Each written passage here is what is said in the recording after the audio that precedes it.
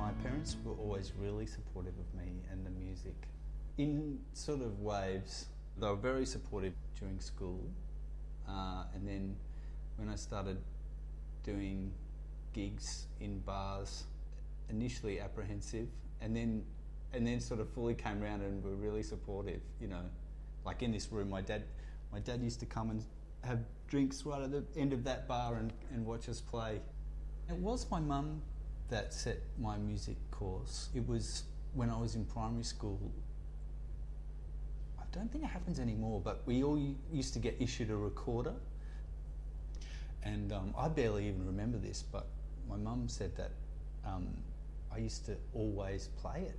And that was when she saw this advert in the local paper about this Kalamunda Youth Swing Band. My mum took me there and she said, oh, you know, my kid, he just doesn't stop playing the recorder. I think he's got this musical interest, like what he suggests. And he was like, oh, well, you know, I need trumpets in my band at the moment. How about you play this trumpet? And he sort of just handed me this trumpet, and it was like, oh, okay, cool. And I started playing in his band, yeah, at like 8 years old or something.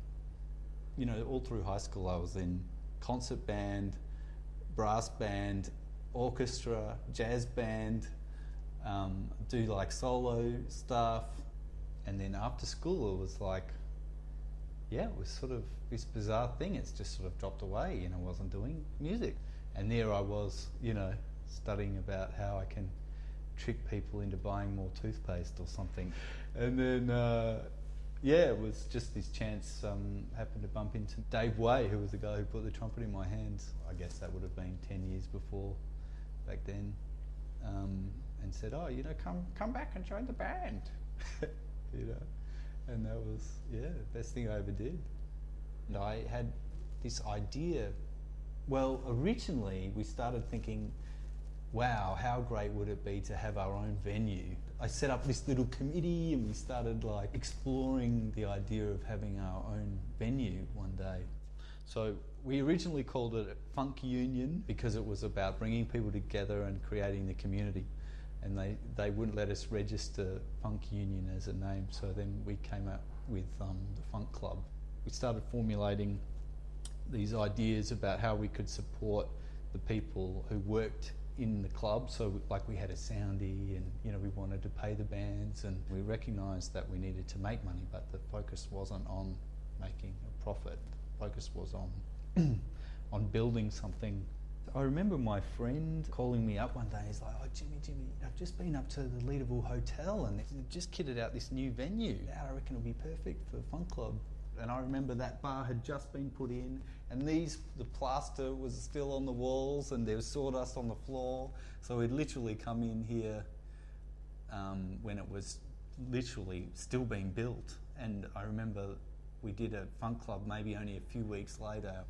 Pretty much from day one, we would get 150 or 100 to 200 people come every Thursday night up here.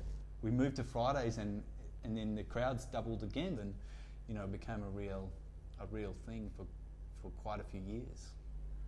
It did turn into this sort of tight-knit community because we were probably, you know, loved the music, but also what the music represented. So it was sort of like-minded people coming together.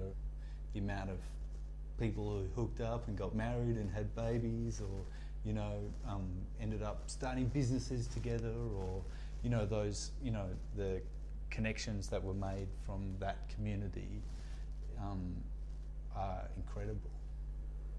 So these booths, when it was Funk Club, they were like in very high demand.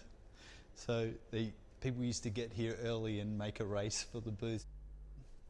At least 6 years, I reckon, we were here every Friday night. And my old man would stand here with his like pint of light beer, just sipping away. And different members of the Funk Club and the bands would come and have a chat with him and walk off. He sort of got to know all the ins and outs of my life. You know, he was totally embraced by the club.